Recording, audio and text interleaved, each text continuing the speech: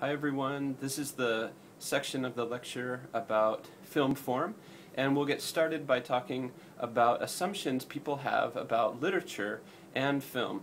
Whenever a new movie comes out and we realize that it's based on a previous text, maybe a new movie is based on a video game, or maybe a new movie is based on a book. For example, when The Hobbit came out, people know that J.R.R. Tolkien had written the book first.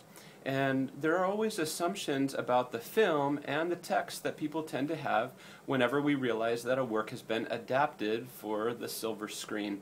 So some of these assumptions that we have, and I know you've written about this in your discussion board assignment, some of these assumptions include almost always people say the book is better than the movie. This is one of the first things that people say. And sometimes maybe you go to a movie with someone, they've read the book, and they come out of the movie and they say, you have to read the book. The book is always better. There are other assumptions that people make about films when they're adapted from books. Some of these include that Hollywood has added something, that Hollywood's changed the movie.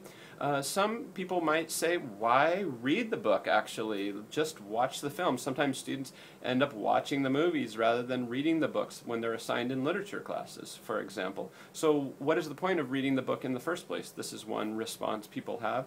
Sometimes people will say, the film doesn't do the book justice.